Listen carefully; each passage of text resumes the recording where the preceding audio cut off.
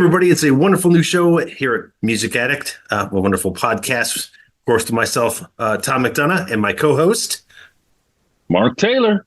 And of course, Mark can, we can flip this around. I should make him do this one so his name goes first. I'm not funny like that, Tom. It's okay. It's okay.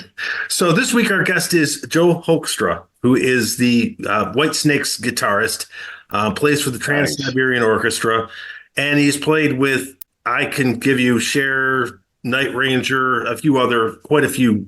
The list is so long, it's immense, and he's extremely talented.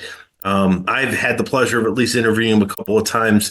The guy is great. Very, as you guys will notice, he's very modest, but he's an incredibly good guitarist. The term prolific is not wasted on him. I know that term is thrown around a lot. Oh, he's prolific, but really, this guy is gifted, and he plays in so many genres. There's a lot of people that are really good rock guitarists, but I don't know how they do in Trans-Siberian. This guy, cross-genre, you wouldn't know which was his main genre. No, and he's just talented across the board.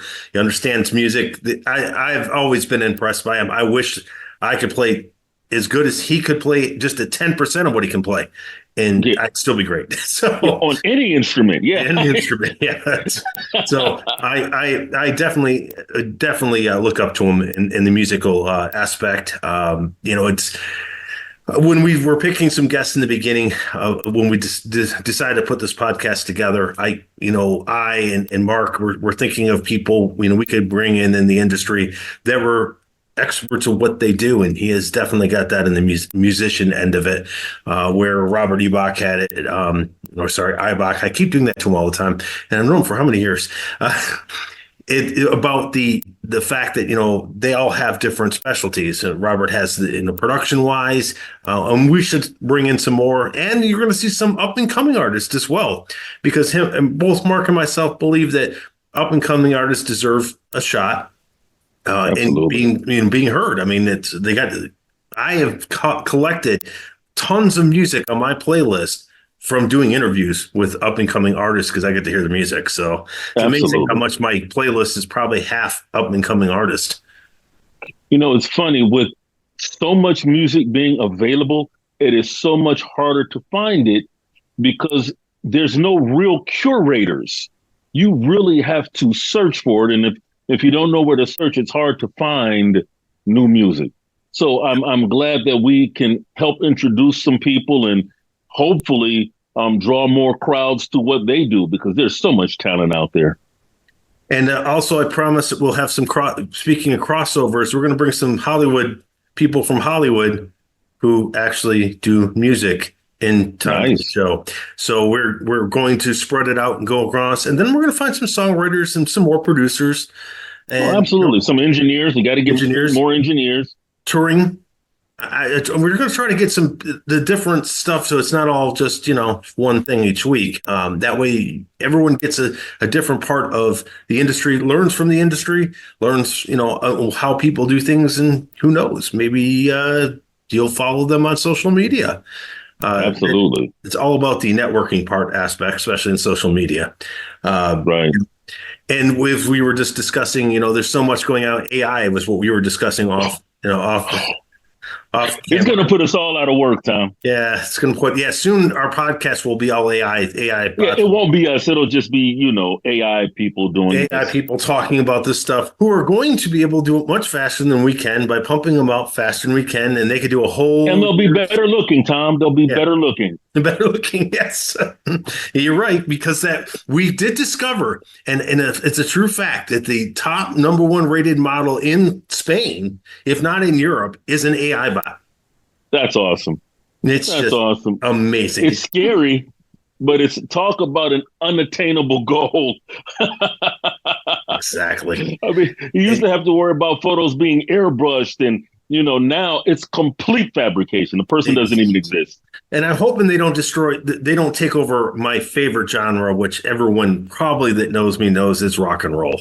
I mean, obviously, with my big idol and being Elvis Presley, going back to the 50s in rock and then going forward until today, rock has kind of slowly gone away. There's Yeah, I many miss it. things that went on with it. Radio, in which I don't know if you've watched that video that we were sharing amongst ourselves today. Oh, absolutely. The, Outstanding. it's amazing how the radio being consolidated did take and change music from 1996 till today. And Yeah, we should put a link to that in this because that's a great video. yes, and exactly what I'll do. I'll put that on social media because you should watch it. It was very informative. We've been, absorbing lots and lots of information in the last couple weeks, but I think it's a big part of this industry and growing in this industry and how it changes all the time and staying up on top of things. So, Well, man, if not for country, you would never see bands anymore. no, It used to be, I love the rock because you got to see musicians. Now, if not for country, where would you see them? exactly. You wouldn't. I mean, Yeah. okay, jazz, but Jazz, yeah. jazz is always at that small niche. But you think of jazz bars. Every time you think of jazz, you think of jazz bars. And those are an amazing place to go, not massive drink, but sit there and sip your drink and enjoy the show. Right. One of my favorite things to do, I do it in cruise ships. I'll do it in anywhere that I can find a jazz club. I'll end up going into one because there's, I think they're swanky and they're kind of a cool type nightclub type setting. I go to them whenever, especially if I'm in another city. I just love to hear the musicianship, man. Like if I'm in New Orleans, if I do nothing else, I go hear some live music, some jazz or some, same thing. But I like to hear the local flair. But besides country and jazz, you don't see live bands in pop music. You don't see it in hip hop. You don't see it in R&B. You don't see it any. Well, okay, maybe punk, but that's a small, niche. But it used to be all the rock bands, Zeppelin, AC/DC, Metallica. I mean, though you got to see me, and if you were a musician, it gave you something to aim for. Yeah. Now, it's all samples, and I'm not hating on the samples. Don't hit me in the comments. I'm not hating on the samples, but there's something to when you go to hear the live music, when you know that it's being created in front of you, it's just a different feeling. Yeah, no, I agree. And I think rock, I want to, and because Joel's coming in, I'm going to say this, and I've said this a couple of times publicly, but I'll say it again. Rock needs to come back. However, in the direction it does, it needs to come back. And I hope I can be part of that process because I'd love to see rock come back. It is. Absolutely. And I don't care. It could be the big hair rock. It can be 60s rock. It can be 90s. I don't care, but it needs to come back. Yeah, it does. It really does. But hopefully we'll see something structured in that way in the next 5 to 10 years, but who knows? Other than that, I've always enjoyed guitar playing. Even though I can't play all that great, it's not my number one instrument that I can play. But I can play a fair. I can play. Obviously, most everybody who knows how to play guitar can play bass. But lead guitar, no, I wouldn't be the first person I'd pick for it. Right, man. You're like me. If the guitar player doesn't show, as long as you're shouting out changes, we can keep up. Yeah. But I'm going to pass on the drummer is still the number one most important spot in the band. Yeah, man. As long as your drummer can stay in the pocket. I went and heard some live music not too long ago, and the drummer could not stay in pocket. I felt bad for the musicians. Ugh. They were young, so at least they're trying. But he was not. He had all the fancy stuff, but he couldn't stay in the pocket. It does make him. I don't care how much fancy stuff he can do if he can't stay in the pocket. You can't stay in the pocket. You're not. Well, for me, you're not a drummer if you can't stay in the pocket. No, for me, it's the same thing. It's part of the music part. Before we go to the interview, this hopefully will be the last interview that I have individually on my own with it, because going forward, all of them will have Mark in it. It was the timing and place that those three did not have that opportunity at that given time to have us both. But going forward, I know 100% every one of them will be Mark with me because he didn't like me. Yeah. So, but I wanted to say that we want to promote, number one, our newsletter. If you're a musician, or producer, anybody in the music industry, read our newsletter. It's free. It is about empowering people to take hold of their careers in the music industry. And let alone, also, we do spotlight one artist every single month in it and give an up and coming artist a chance to be, have the spotlight, as well as some major artists that we do have reviews on, and other articles that we have in the industry. I think it's an important piece for all musicians. So I definitely implore everybody to definitely sign up for it. It's free at musicaddict.org. Absolutely. It really is. It's and not just because we do it, but it really is. The goal of it is to try to help people get reliable information. It's so easy to get weird information. We're trying to help people get reliable information. All the sources are vetted. Everyone that we're dealing with is a pro in the industry. So please check it out. Musicaddict.org. Musicaddict.org. That you also can, pick up some of our consulting services and of course, our wonderful T-shirts. And other than that, I would just like to say, enjoy our interview. Enjoy the interview. Hey, everyone. Of course, your host, Tom McDonough. My guest this week is Joel Hoekstra. And I always like to mess that up, Joel. I did that last time we did an interview back when I did This Moment in Time with Dave Bickler. I did that. I almost did that. So you're currently still playing with Whitesnake, play for the Trans-Siberian Orchestra, of course, Revolution Saints. And of course, you played with many bands over the years. Night Ranger, you played, I know, Cher, several other things. And of course, your own personal project, your own band, Joel Hoekstra 13, which I love, by the way. Can't go wrong with 13 as a number. I've always enjoyed that as a prime number. So tell me, you started pretty much learning guitar at 13. Out of all the people who influenced you in music, who was the number one person or artist that inspired your music and your journey in through where you are today? That would be really hard to define like one person. Angus Young was the inspiration to start from AC/DC. But I had really good guitar teachers when I was young and friends that played. TJ Helmrich had a big influence on me because he was one of my early guitar teachers. And then we stayed friends kind of, through me going out to LA and jammed together a lot out there. When I was 19 through 21, and he helped me out engineering like my first few instrumental albums that I put out. So he was a big influence and help. And then his friend, who became my friend, Brett Garcid, was a big influence on me. And then a lot of it is like the people that you work with through the years too, Brad Gillis, just, our friendship and like learning a lot about professionalism and playing in the scene with him.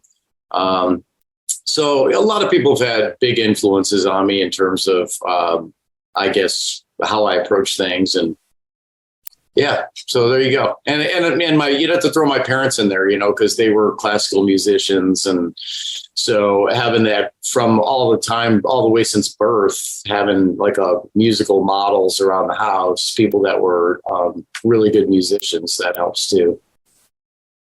Since coming from a musician background, now obviously into being a record label exec, I've always asked this of everyone because of the music end of it. Favorite venue? Do you have one you ever loved playing at? I know you've toured the world. You've been around, been seeing several. Have you actually found one that you actually look forward to playing at? I can't really say that I have. I guess if I were to cite one that was kind of cool for me to date would probably be the United Center in Chicago, just because I grew up there and I'm a big Bulls fan, Yeah. Anybody that grew up in Chicago in that era, that whole 90s Bulls, Michael Jordan, Scottie Pippen, that was cool because they knew I was a big fan and let me go in the Bulls locker room and everything like that. And so, that was fun. So, but I can't say in general, like being on that stage in itself meant anything more than any of the other stages. It was just, being able to go in the Bulls locker room and all that. knowing that I grew up That's there. pretty cool. Can't go wrong there. Your upcoming music projects. We were just talking off air about so Revolution Saints. What is it that you got coming up with that? What is the next step there? Well, Eagle Flight, that album came out in April, and that's been interesting to step in and try and become like Mark II of that band, so to speak, with Jeff Pilson and of course Dean Castronovo that the project is centered around. So that's exciting, just from an aspect of working with those two guys. They're both really talented, and we've recorded the follow-up album, and I don't have a release date on that, but I've recorded that already. So that's what's going on there. That'll be out. And, there's been some talk of trying to play live, and we'll see, if that comes to fruition or not, but that would be super exciting to get out there with those guys. Yeah, great bunch they're actually put together there. And that album from April was phenomenal. It definitely hits heart and soul of what you've done in your career. I actually kind of was, when I heard that you were going to do that and go that direction, I wasn't sure, you always look to see what happens with new bands that come together, but that came together very well. Project sounds great. I think it's going to be a very longevity involved with that, in my opinion, but yeah, I think that's definitely centered around that melodic rock Journey kind of style. And I think Jeff and I kind of coming from where we come from with, Dokken for Jeff and Whitesnake for myself, there's maybe a little bit of a 80s hard rock edge happening in there with us just playing the parts the way we do, or the solos, etc. So it's got a cool sound to it. I really like Eagle Flight. I thought every song on it was strong, and Dean is just an amazing vocalist. He's so underrated mainly because he's an amazing drummer. And he sings a bit, obviously, lead with Journey, but he's never really been given the proper, stage to say you're the lead vocalist, and outside of this Revolution Saints thing. And his singing is just amazing. Yeah, I agree. It sounds like he should have been doing it his whole career forever. And from now, the way he has, it's just kind of that feeling of it's unfair when you hear him sing. You go, man, that's not fair. Like, you're that good on drums and you sing like that. Come on.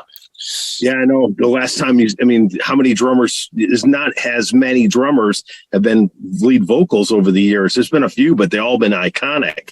No, I think at this moment in time, I think you could safely say he's the best singing drummer in the world. I can't really think of anybody that I would rank above him. So it's pretty cool to be a part of that. I think he's really a great drummer too. I really like his drumming, but his singing is just like, wow. And I felt like on this record, he really came into his own. He's obviously very Perry influenced, but I felt like he really had his own identity carved out on Eagle Flight, and said, you can definitely tell a difference between, when he's covering a Journey song and when he's actually singing like himself on the Revolution Saints stuff, to me. Very cool. Your solo projects, what have you liked?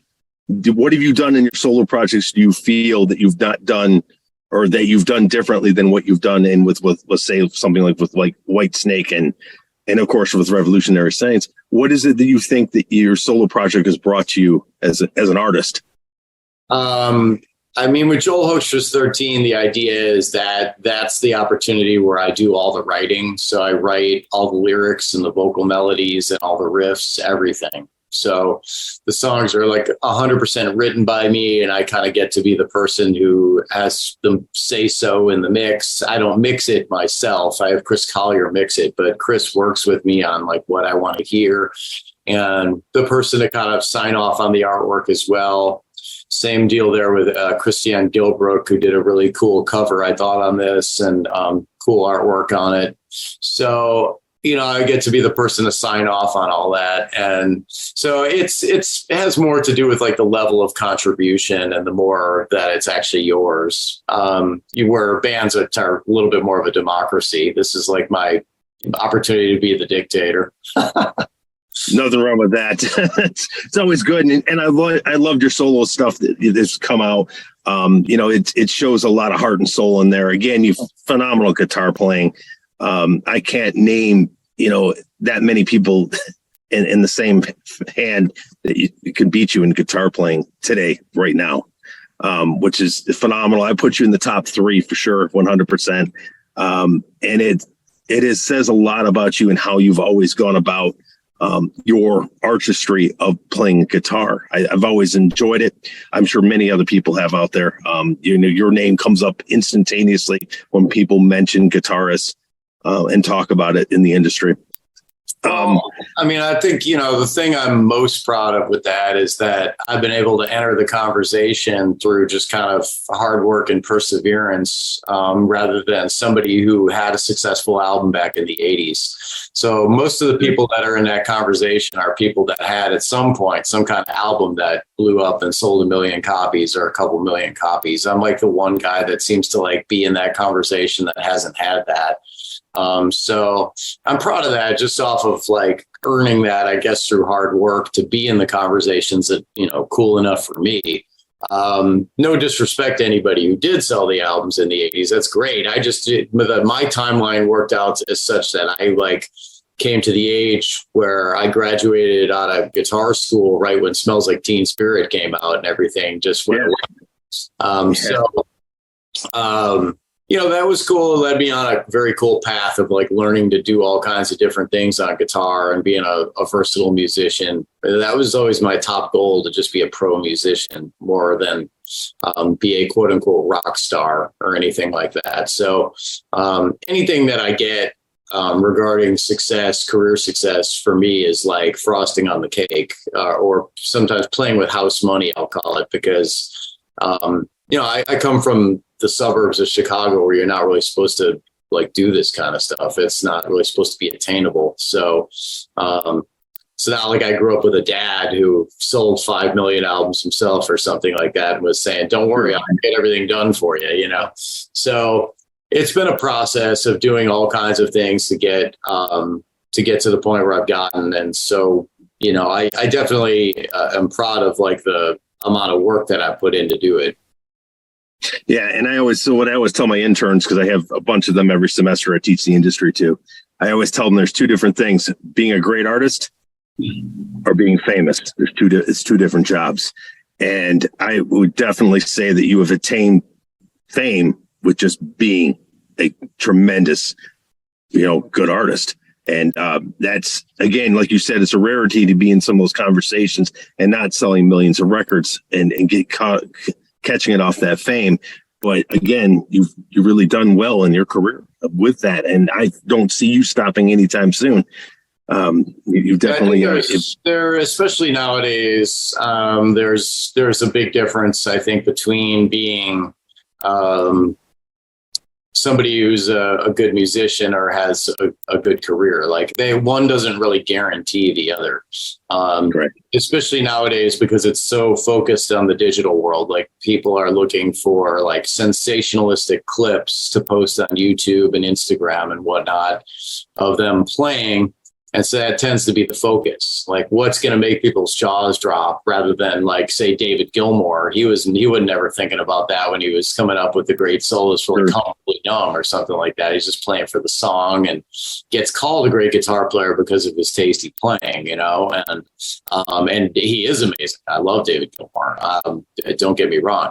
It's I'm just kind of pointing out the difference in how much music has changed and how people approach guitar these days, or think about fame. They think about, the views on their reels. You see all kinds of people that have posted solo acoustic guitar versions of songs where they're drumming on the acoustic and looping and doing all these crazy things. And it's, it's amazing that people do it. I kind of liken it to the same thing that's happened with singing, with shows like The Voice and American Idol and things like that. It's people have begun to think of singing as something that they have to be sensational at.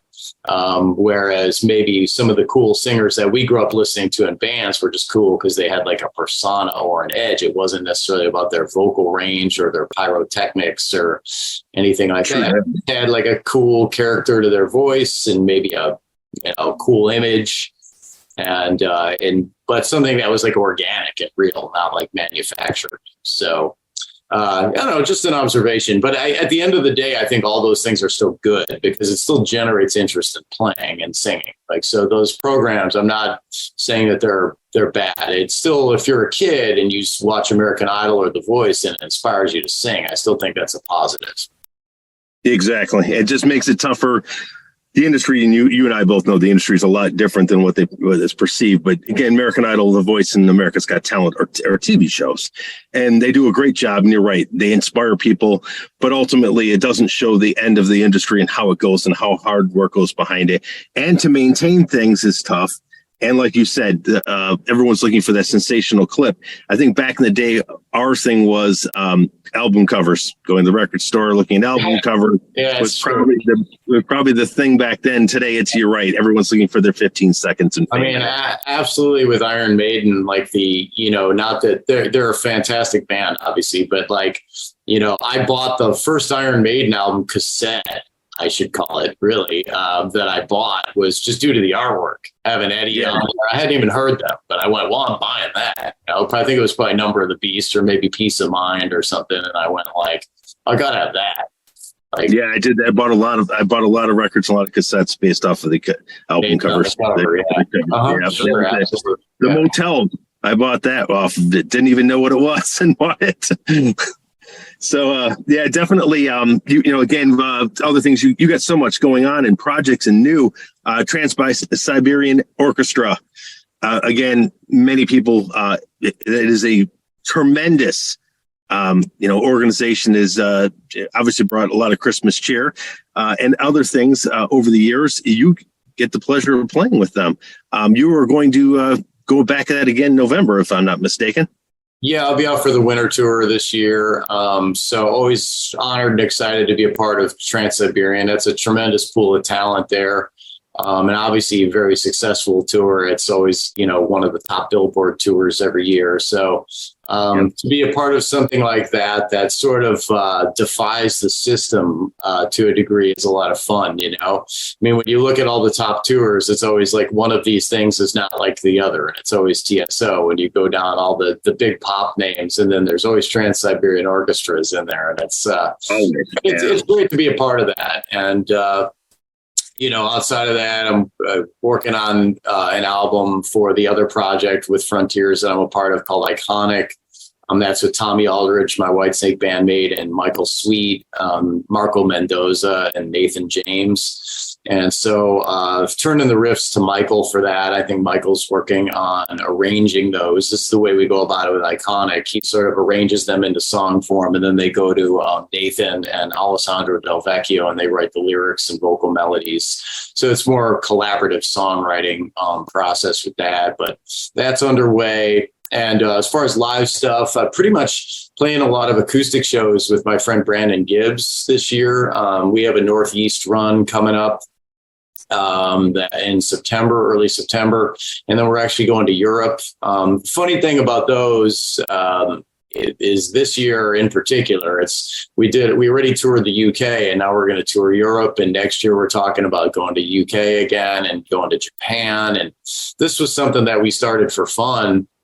Just to do between gigs with our bands, we go, why don't we go do this acoustic show together? And it's funny that it's like finding such success and legs. It's so it's really cool. Yeah, out of nowhere to be like, well, I guess we're going over to Europe with this for 2.5 weeks. It's kind of remarkable. So anyway, that's happening. And then I do some gigs with the Broadway's Rock of Ages band still. Obviously, I did that show on Broadway for 6 years in that band. We go out and we just play basically the songs from that show. And that's good fun. Those are all my good friends. And so I always have a lot of things going on. I've been doing a lot of counseling at Rock and Roll Fantasy Camp when those are happening, and teach remotely as well here at home. So do virtual lessons. And so every day that kind of goes down to that hard work thing. I always just feel like if I don't have like a solid day of work and moving forward with guitar, I kind of get unhappy. I sort of need that to justify my existence or feel like I'm doing the best I can to move forward with everything. And all that really has been what has generated all the work that I have, or the cool gigs, if you prefer to view it that way. People look at it as the cool gig, but it's this series of steps that you take to get there. And that's done through hard work. I guess if you liken it to an athlete, you're not going to just like first day pick up a baseball bat and walk up and be on a major league team and hit a home run. You've got to go through the process of learning all the fundamentals, playing in all the different leagues, and eventually possibly get to the major leagues and succeed. So it's, that's kind of the way it's been, just step by step for me. Yeah, well, and again, you going through that list of all the things you're doing, in my opinion, you're iconic, because that alone consummates in all the things you're doing. You're spending your time across multiple levels, different areas. And okay, again, the thing with Frontier, with iconic, with that work, with that album, big shout out to Frontier, because a great record label. That does quite a bit for their artists. I've always been impressed with them. I've always had a great relationship with them. And again, it's great to see that, you got more stuff coming out with that, through Frontier, but the amount of different things you've done, and on top of it, take time to teach. On top of it, you do charities. I know you're very involved in a lot of charities. You've been involved in a lot of workshops. You take your time and you teach a lot, not only just for, not for people who could teach, but you teach because you love to teach. You can tell in the passion and what your words you say. So that, in my word, all pretty much all put together makes you iconic for that reason. Well, I don't know about all that, but I mean, I'd say that teaching was something that really helped me to get where I got, because I think getting out of guitar school and being at that age that I spoke of, the way I really did things was I taught 70 students a week, and then I would just take off when I had gigs. I think to launch right out and be like, all right, I'm just going to only survive off of the money off of gigs is like, wow, I don't know if I would have gotten to where I got. I don't know if I would have been able to pay rent or do it. So teaching is something that's given me an opportunity to have the guitar in my hands. That was really through my 20s. And then when I hit the age of 30, I basically ended up kind of becoming a full-time performer for quite some time, and not teaching at all. But then COVID reared its ugly head, and I thought, well, you know what? I know how to teach. I've done a lot of teaching. And obviously I'd been dabbling in it, doing the Guitar World column and everything like that. And people can find all that stuff on YouTube. But my lessons themselves are far more comprehensive. I mean, when you teach for Guitar World, what people don't realize is you've got about 12, 16 measures of music that you can teach in one of those, because that's all that fits on a page, Yeah. So you kind of got to go like, hey, here's a cool lick or two. And that's the lesson this time, this month. And taking lessons with me, I try to really teach people well-rounded, kind of teach them a lot about the guitar. Anyway, I mean, it's something that I enjoy doing as part of the piece of the puzzle. All these different things put together kind of keep me busy with guitar and doing sessions, playing guest solos for people. I get a lot of that. And all of it helps keep me sharp. I mean, I look at it it gives you professional motivation to play guitar and quote unquote practice, right? I do far more playing than I do practicing. It's not really let me put on the metronome and work on my scales so much these days. I'm always kind of preparing for the next thing. And then these opportunities just kind of lead to things, I posted recently that, Michael Schenker asked me to trade with him on a song on his upcoming album. And, I mean, it's to me it's really cool because there's a lot of big names that are participating in that album. And like I said, for me, that being part of the conversation is something that I'm proud of. I don't need to be necessarily called iconic. I tend to think of myself as the working man's guitar player. I'm the guy that I think younger musicians could look at and be like, if that guy can do it, like he did it through just like working hard, then that makes it realistic and attainable, you know? Makes it attainable. Yeah. Yeah. So it's, you know, not like some magical moment occurred that changed my life when I was 21. I kind of fought my way here through everything, you know? So hopefully that provides some inspiration to some younger people out there that are up and coming. Yeah, it just kind of comes down to approaching every day, like putting in some work or not some, but a lot of work. And then eventually things work out. I have a thing as we're doing this interview on my laptop, I have a little piece of paper out of a fortune cookie taped on there that says, if you work hard, good things will inevitably happen. So that's kind of like the, you know, I suppose like just statement that I like to constantly remind myself of. So when I'm sitting here and I'm working hard on something, I can read that and just be like, all right. And I believe that to be true, you know. I was going to ask you because but you, I think, answered it quite a bit. I was going to ask if you had one piece of advice to give it aspiring guitarists. What could they do coming into the industry? But I think pretty much that statement alone probably pretty much says that. But if you got anything else you want to give, I always ask everybody that in the interview at the very end of it. You know, if there's one piece of advice you give anyone, what would you give them? I mean, I think to work hard, but I think it's also really important to stay open-minded and roll with things because things often work out differently than you expect. I always cite the prime examples being like Rock of Ages on Broadway for me. That's no way when I was 11 years old, like starting guitar, working on Black Sabbath songs, was I thinking someday I'm going to be on Broadway. But that ended up being something that really changed my life when that show started, and I did like, you know, over 6 years on Broadway with that. That was a big gig and really changed my life. It kind of took me from kind of struggling musician who'd just gotten into Night Ranger, and having that show to couple with that really helped like propel things over that 6-7 years. And then the other one being Cher, which you mentioned earlier, you know, that was never something like someday I'm going to play with Cher. But when you work hard at everything that gets thrown your way and just kind of stay open-minded and do things, sometimes you end up doing things you never really envisioned, but that are really, really cool. Very cool. Definitely, you know, like I said, you're hardworking, and I always loved your guitar play. So I thank you. I'm sure all your fans thank you. You know, it's been great having you on the show. And I would look forward to having you back on when the next album comes out. We'd like to talk about that. We'll break it down a little bit more, get a little more technical.